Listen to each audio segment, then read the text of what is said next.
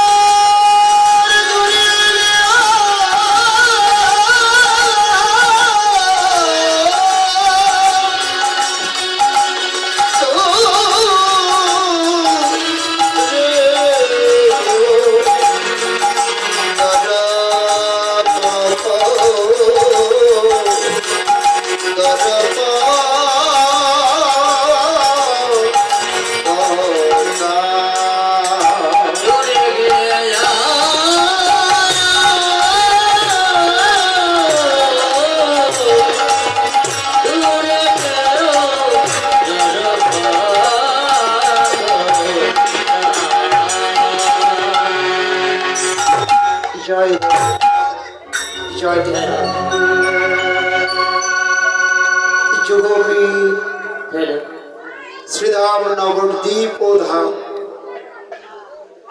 শ্রীবাস অঙ্গন লীলা স্মরণের বিষয় রূপানুরা লীলা স্মরণের সময় লীলা স্মরণের সময় গৌরীয় বৈষ্ণবী ভজন গুটিকা সময় অনুযায়ী 6 দণ্ডকা অর্থাৎ যাহা আধুনিক সময়ে বৈভবে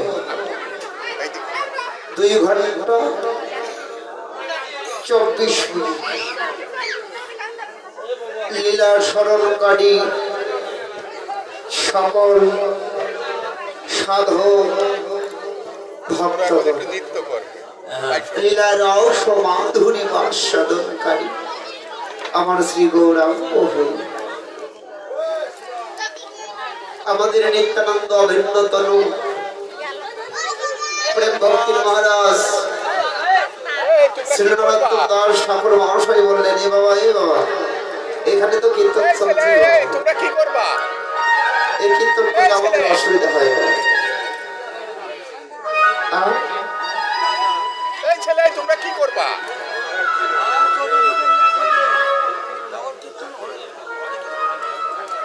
জয় হোক আমাদের নিত্যানন্দ অভিন্ন তনু প্রেম ভক্তি মহারাজ শ্রীনরোত্তম দাস ঠাকুর মহাশয় বললেন জীবের সাধন স্মরণ না করো তাই মনে করিও শোষণ ভগবানের নাম রূপ রস যেটা তো বেশি বেশি ভাবনা করতে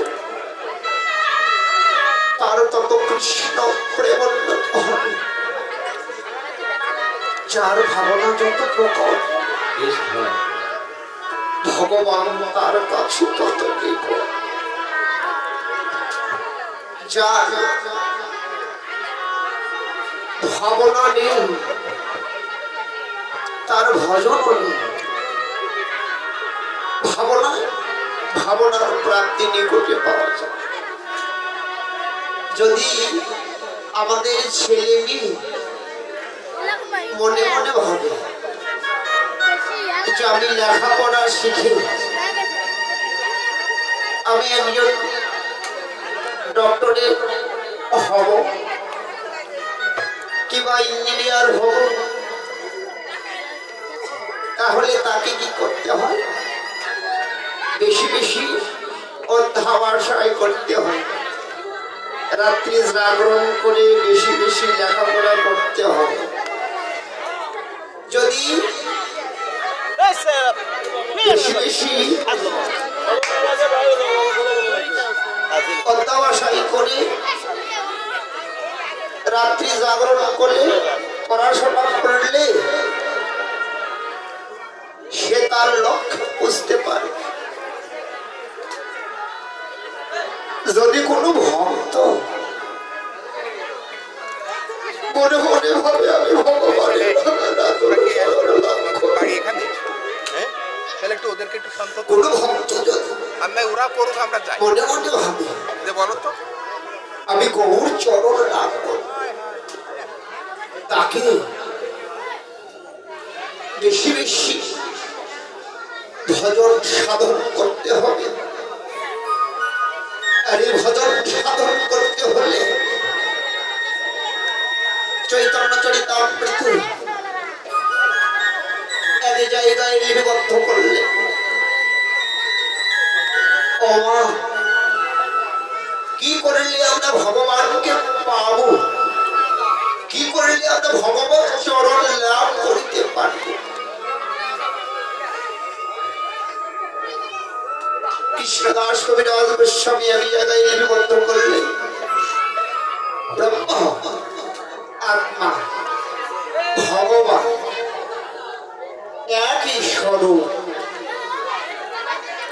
ক্রিয়া রূপ ও আস্বাদিতে ধরে তিনটি রূপ।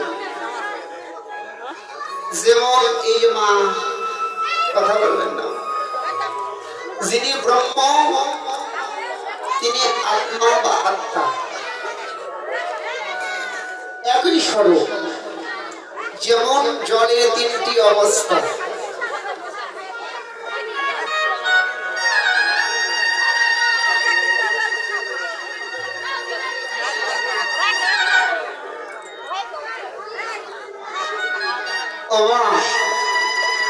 আপনাদের চরণ ধরে আমি নিবেদন করছি মা, নাম শ্রবণ মঙ্গলম। বাবা একটু কথা, নাম শ্রবণ মঙ্গলম, ভগবানের দিব্য নাম শ্রবণ করলেই জীবের মঙ্গল।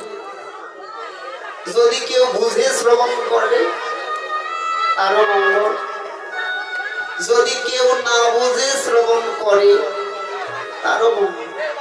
হরিনামের ক্রিয়া হলো মঙ্গল করা, শ্রবণ মঙ্গল। তো শহরের বাবুরা যখন অট্টালিকার উপরে ঘুমায় মা, শহরের যে ঝাড়ুদারেরা আছে, হরিবল হরিবল হরিবল, রাধে রাধে। শহরের যে ঝাড়ুদারেরা আছে, শহরের ঝাড়ুদারেরা কি করে, ঝাড়ু দিয়ে শহরের রাস্তাঘাটের যত নোংরা ময়লা আবর্জনা আছে সব ঝাড়ু দিয়ে পরিষ্কার করে, এই যে মা, সব ঝাড়ু দিয়ে পরিষ্কার করে নোংরা ময়লা আবর্জনা যা আছে সব ডাস্টবিনে ফেলে দেয়। শহরের বাবুরা প্রাতকালে ঘুম থেকে উঠে পরিষ্কার পথে পথ চলে, পরিষ্কার পথে পথ চলে। তত্ত্বে হরিনামের ক্রিয়াটা হলো মা, এই নাম শ্রুতি মূল দিয়ে এই নাম প্রবেশ করে কোথায়, এই নাম প্রবেশ করে অন্তরে, অন্তর থেকে অন্তঃস্থলে নাম প্রবেশ করে, অন্তঃস্থলে প্রবেশ করে অন্তরের নোংরা ময়লা আবর্জনা যা আছে, অন্তরের নোংরা ময়লা আবর্জনা কি, অহংকার, দাম্ভিকতা, পরস্পরিকতা, হিংসা, নিন্দা, জাতিকুলো মা, এগুলি সব পরিষ্কার করে দিতে হয় একটা কৃষ্ণ ভগবানের উপযোগী দেহ করে। নাম শ্রবণ মঙ্গল, ভগবানের দিব্য নাম শ্রবণ করে মা দেহের অন্তরে যত নোংরা ময়লা সব দূরীভূত হয়ে যাবে, দেহ একটা কৃষ্ণ ভজনের উপযোগী দেহ। আর কথা বলবেন না মা, আনমনা হবেন না, লীলা স্মরণের বিষয় মা, আপনাদের চরণ ধরে নিবেদন করছি মা। এই রাত্রি পড়াইয়া গেলে আমরাও থাকবো না, আমরাও কেউ কোথায় চলে যাবো। তো যার যে কথা বলতে চাচ্ছি, জলের তিনটি অবস্থা কি কি, কঠিন, বায়ুবীয় আর তরল। কঠিন অবস্থায় জলের নাম হলো গরম, বায়ুবীয় অবস্থায় জলের নাম হলো বাষ্প, আর তরল অবস্থায় জল তো জল। কোন পিপাসক্ত ব্যক্তি আপনাদের গৃহে আপনাদের দ্বারে এসে যদি বলে মা, মাগো আমাকে এক ঘন্টা জল দেবে, জলের পরিবর্তে যদি অখণ্ড বরফ দেওয়া যায় তৃষ্ণা মিটবে মা। গরমটি হলো শক্ত, তরল জলে ব্যাপ্ত, তৃষ্ণা মিটতে পারে মা। ওই বরফ যদি কঠিন থেকে গলিয়ে গিয়ে তরল হয় দর্শনগত তাৎপর্য হল আমাদের অন্তর তো গরমের মতো কঠিন, আমাদের এই হৃদয়টা হলো আশা অশনি হৃদয়, আমাদের অন্তর গরমের মতো কঠিন, আমাদের কামনা বাসনা অহংকার দাম্ভিকতা পরস্ত্রীকাতরতা হিংসা নিন্দা জাতি কুলমা এগুলি দিয়ে আমাদের অন্তরটা ভরপুর। মাগো, যতদিন অন্তরে এই নোংরা ময়লা আবর্জনা গুলি গৌর চরণে নিবেদিত না করতে পারছি, ততদিন পর্যন্ত ভগবানের কৃপা সান্নিধ্য না হতে পারে না বাবা। তাই মা সর্বস্ব নিবেদন করিয়ে দিয়ে যেমন ছোট্ট শিশুর সাহস সতত আশ্রয় হলো তার মাতৃকোল, শিশুর অন্তর সহস। তো আপনাদের ছেলে মেয়ে যদি মা ধুলাই গড়াগড়ি দিয়ে কাঁদে, বাবা মা মা আমি মরে গেলাম, মা বাবা আমি মরে গেলাম, আমাকে বাঁচাও, যদি কঠিন যদি একটা ব্যাধি হয়, ছেলে মেয়ে যদি ধুলাই গড়াগড়ি দিয়ে কাঁদে, বর্ষ পিতা মাতা কি দূরে রইতে পারে বাবা? থাকবে? পিতা মাতা ধীরে গিয়ে সন্তানকে বক্ষে জড়াই ধরে সন্তানের কলকণ্ডে বদনে বারংবার চুম্বন করে। তেমনি কোন ভক্ত যদি ভগবত চরণে দেহ মত প্রাণে জীবন যৌবন সর্বস্ব সবে দিয়ে ভক্ত যদি কেঁদে কেঁদে বলে, ভগবান আমি আমার মান অভিমান অহংকার তোমার চরণে নিবেদিত করে দিলাম, প্রভু দয়াময় তুমি আমাকে যত দুঃখ দাও দাও প্রভু, যত কাঁদাও আমায় কাঁদাও প্রভু, কিন্তু আমায় শৈবার মতো শক্তি দিও গৌর হে, জানাই আমি তোমার ভোলা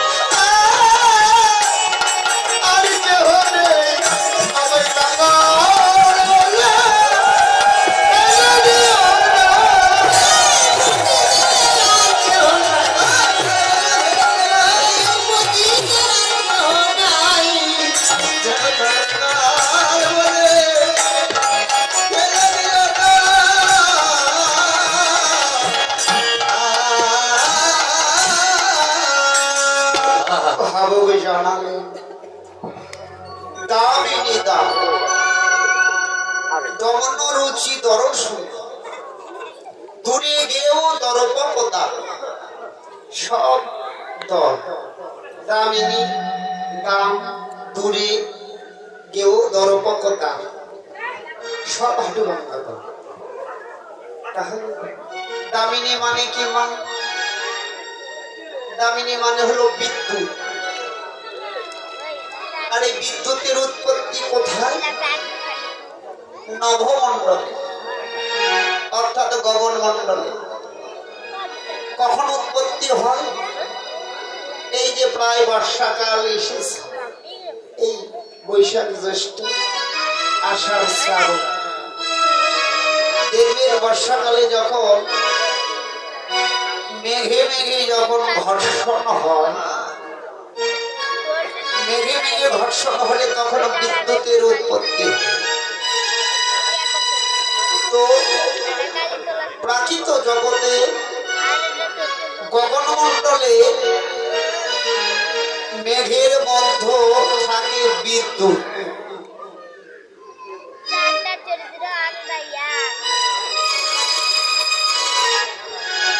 আর অপ্রাকৃত জগতে থাকে বিদ্যুতের মধ্যে মেঘ লুকায়া। তাহলে প্রাকৃত যা প্রাকৃত নহে তাই হলো অপ্রাকৃত। প্রাকৃত জগতে উল্টা হওয়ার কথা। প্রাকৃত জগতে থাকে মেঘের মধ্যে বিদ্যুৎ, আর অপ্রাকৃত জগতে থাকে বিদ্যুতের মধ্যে মেঘ। ভাববে জানালেন কিভাবে রইল ও কৃষ্ণ রয়েছে ভক্তের মাঝে। ও কৃষ্ণ রয়েছে ভক্তের মাঝে।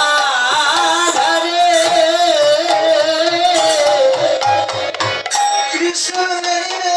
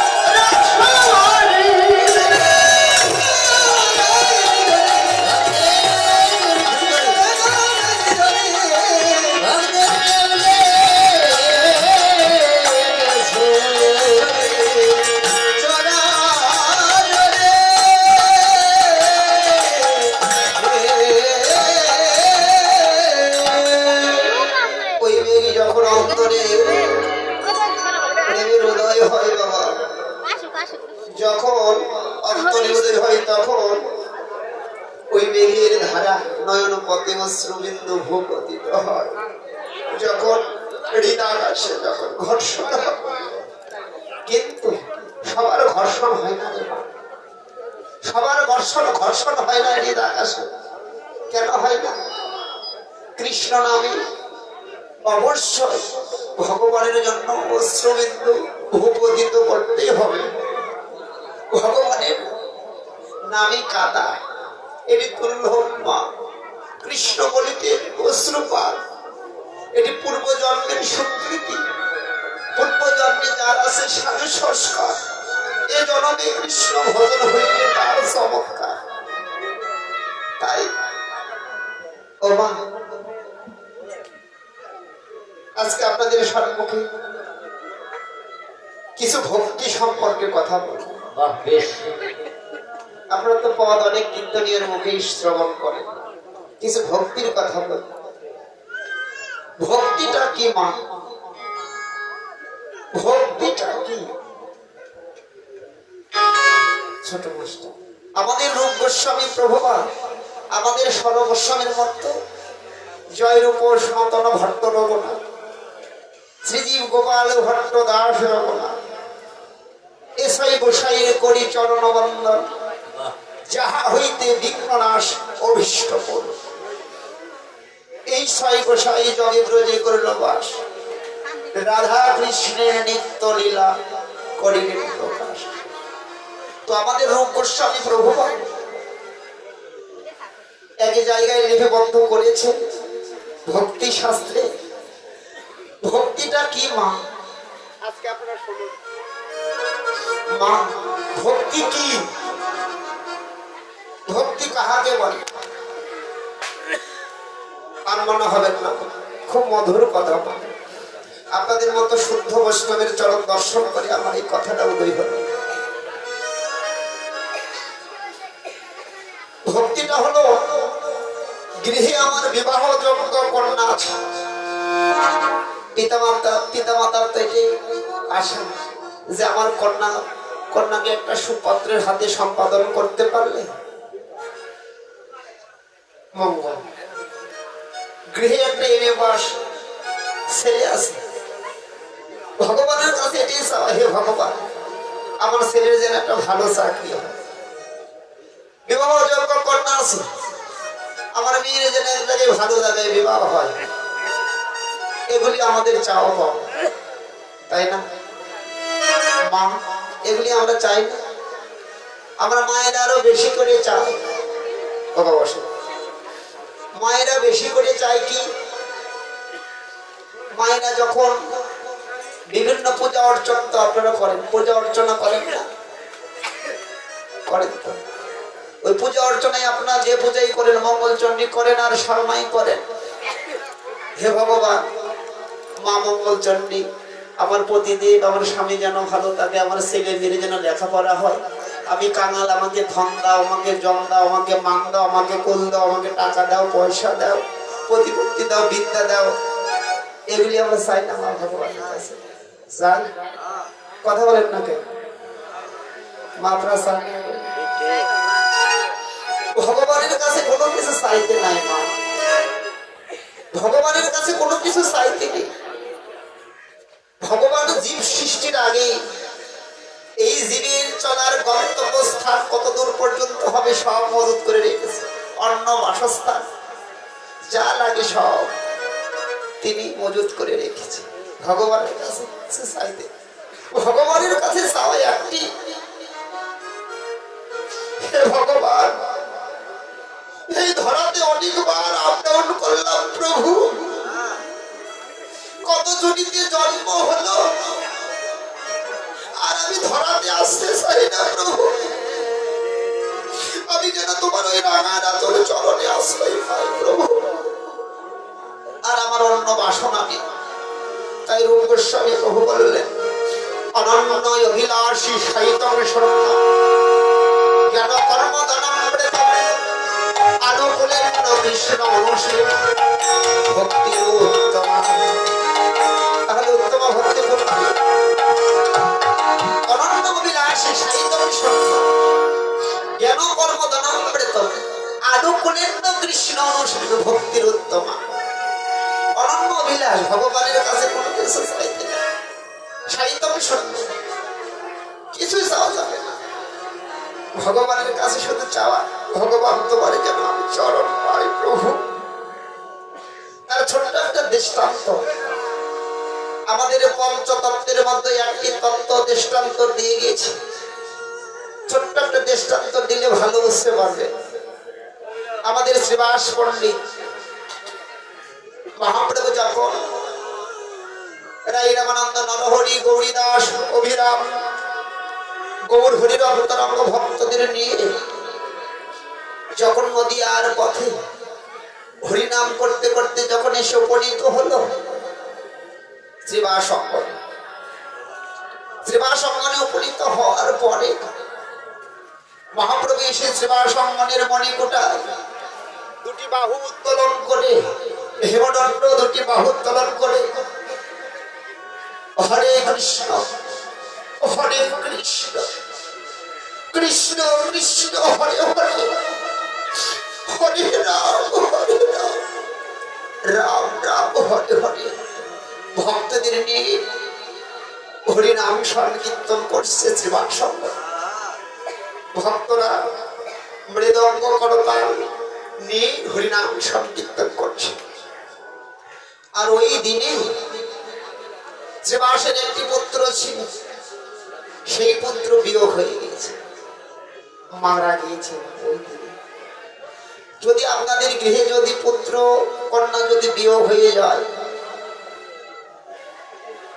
আপনাদের গৃহে কোনো অনুষ্ঠান হবে বিবাহ হবে অন্নপ্রাশন হবে হবে মা কিচ্ছু হবে তখন শ্রীবাসের গৃহিণী মালিনী দেবী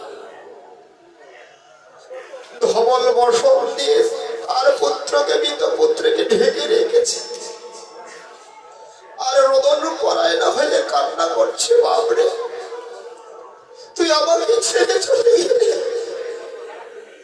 আমাকে মা মা বলে ডাকবে আমাকে তো আর মা ডাকার কেউ রইল না মা কাছে এবার শ্রীবাস গিয়ে বললেন মালিনী মালিনী দেবী তুমি কাঁদছ তুমি কেন কাঁদছ পুত্রের বিয়োগের জন্য তুমি কাঁদছ তুমি কেঁদো না মালিনী তুমি কেঁদো না যে চরণ ঈশ্বর পরম কৃষ্ণ সচ্চিদানন্দ বিগ্রহ অনাদির আদি গোবিন্দ সর্বকারণে কারণ যে চরণ পাবার আসে ব্রহ্ম পায় না ব্রহ্ম জ্ঞানে যোগী পায় না সমসাধনে যে চরণ পাবার আসে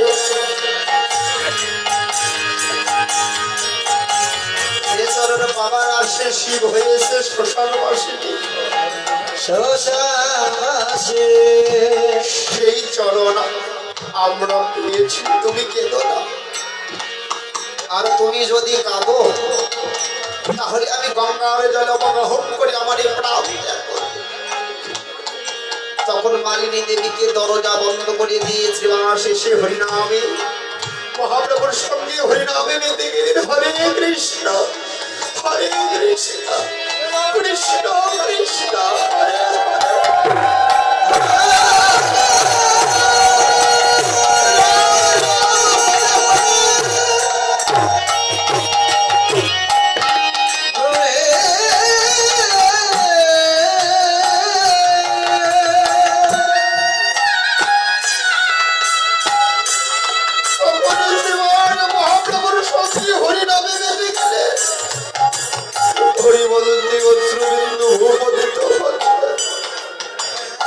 কখনো ভক্তের চরণ ধুলি শিরে ধারণ করছে কখনো হরি বলে ধুলাই গড়াগড়ি দিয়ে কাঁদছে হঠাৎ মালিনী দেবী রোদন করছে ভক্তদের কর্ণে পড়েছে শ্রীবাসের পুত্র বিয়োগের কথা ভক্তরা একে অপরকে জানায় মহাপ্রভুকে বলেছে আজকে শ্রীবাসীর পুত্র বিয়োগ হয়ে গিয়েছে। তখন মহাপ্রভু শ্রীবাসকে ডেকে বললেন, শ্রীবাস, শ্রীবাস, আমি অনেক ভক্ত দেখেছি, তোমার মতো ত্যাগী ভক্ত, তোমার মতো প্রেমিক, তোমার মতো ভাবুক ভক্ত আমি দেখিনি। তখন শ্রীবাস এসে কেঁদে কেঁদে কহিতেছে, প্রভু গো, আমার অন্য বাসনা নেই মনে, এই জগতে সব তোমার প্রভু, তোমার ধর্ম তুমি নিয়েছ, তাতেই আমার দুঃখ নেই। প্রভু গো, আমি যেন তোমার ওই চরণে আশ্রয় পাই গো।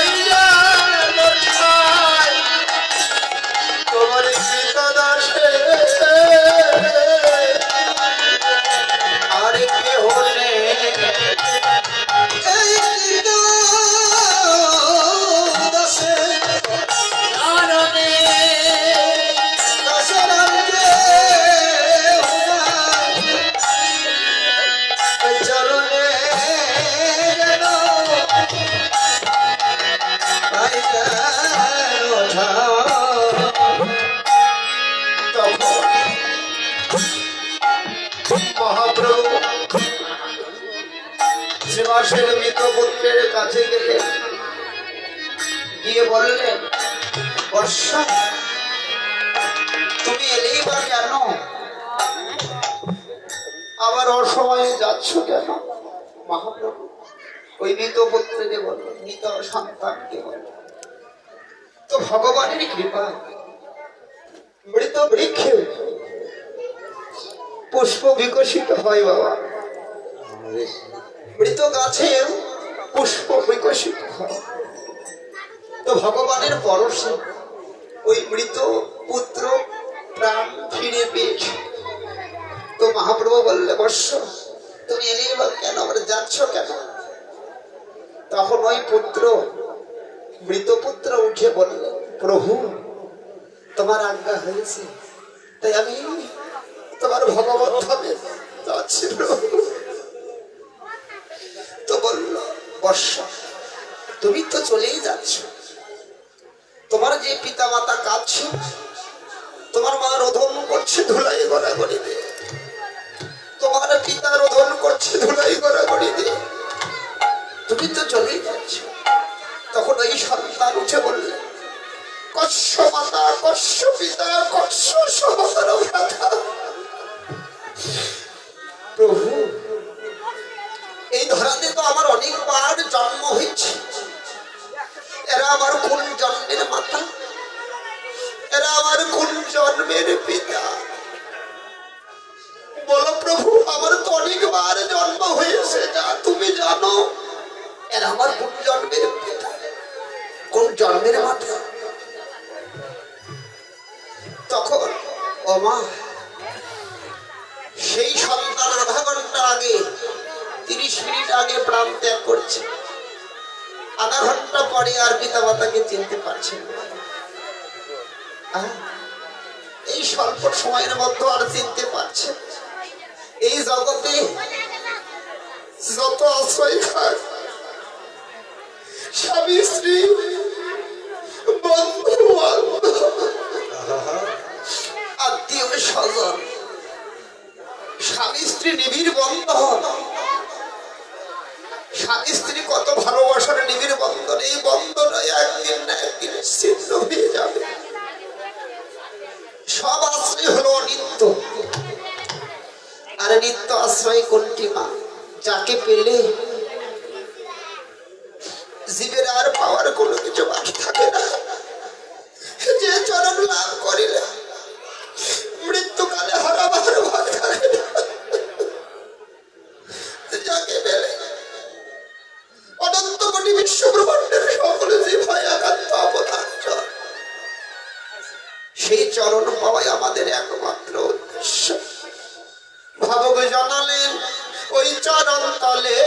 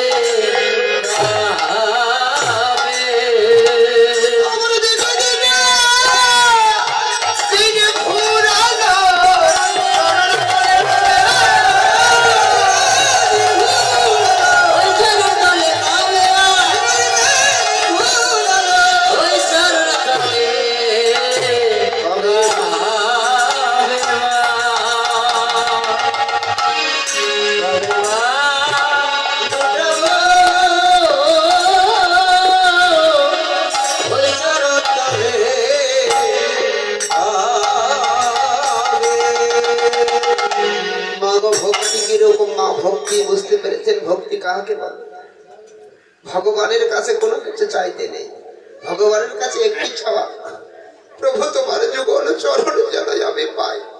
আর যেদিন আমার এই প্রাণ চলে যাবে, তোমার বদলে যেন দেখতে দেখতে আমার এই প্রাণ চলে যাবে। আর কোনো কিছু চাওয়ার নেই। ভাবুক জানালেন দামে নিতাম, দমন রুচি দর্শন দূরে গেও দরপদাম। ওরে ওরে সোনা বসো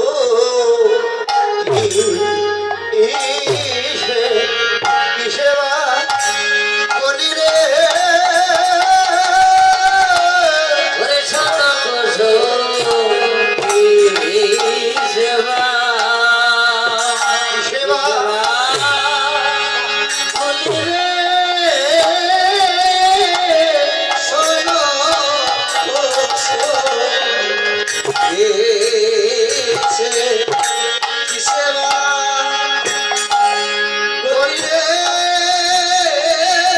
রে। ওরে শত কোশো সেবা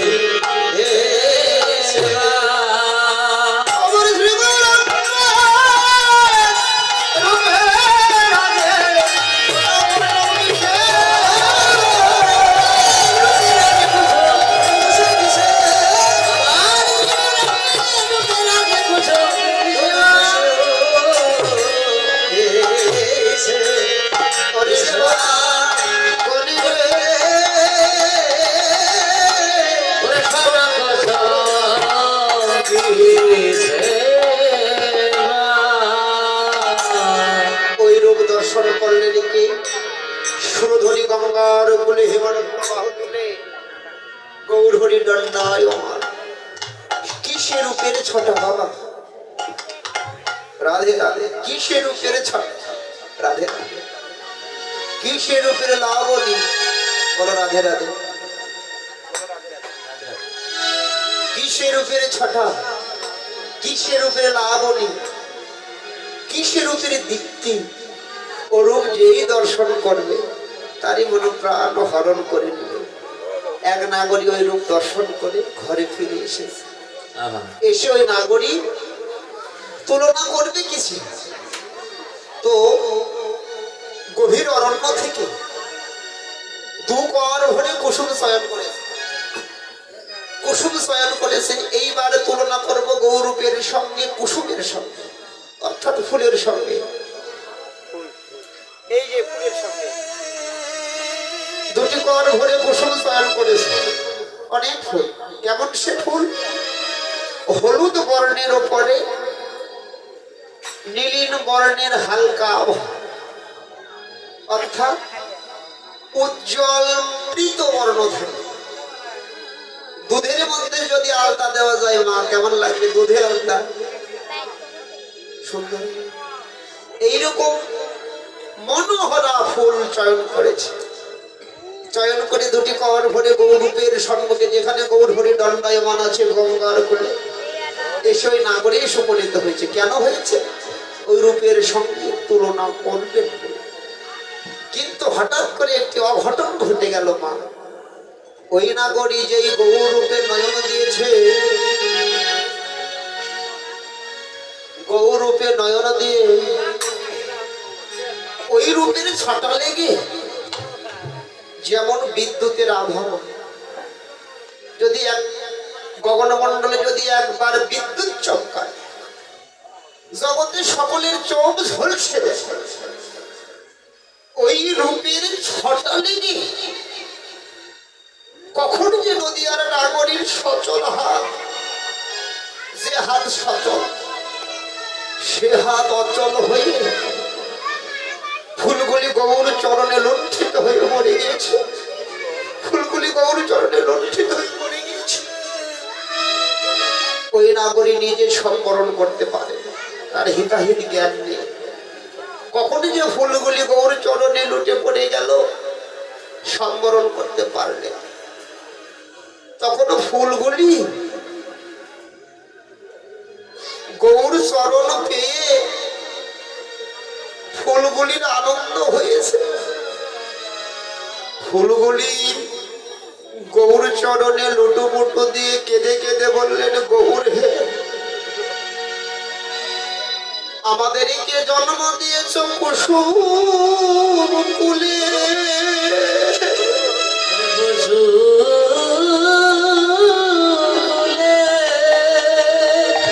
আমাদেরকে এমন কোলে জন্ম দিয়েছ দয়াময়, আমাদের তো হস্ত নেই পদ নেই যে হেঁটে গিয়ে তোমার চরণের সেবায় লাগিব। আমাদের এমন কোলে জন্ম দিয়েছ গৌর হে, যদি কোনো নদীয়ার শুদ্ধ বৈষ্ণবী মায়েরা যদি কুসুম চয়ন করে আমাদেরকে চয়ন করে নিয়ে এসে তোমার শ্রীপাদ পদ্ম কমলে গৌরাঙ্গই নিবেদয়ী বলে নিবেদন করে দেয়, তবেই তো আমরা তোমার চরণ পাই। গৌর হে, কত ভাগ্য বলে তোমার চরণ পেয়েছি, কত সাধনার ফলে তোমার চরণ পেয়েছি। গৌর হে, এ জন্মে নয় জন্ম জন্মান্তরে যেন আর আমাদের ফিরায় না।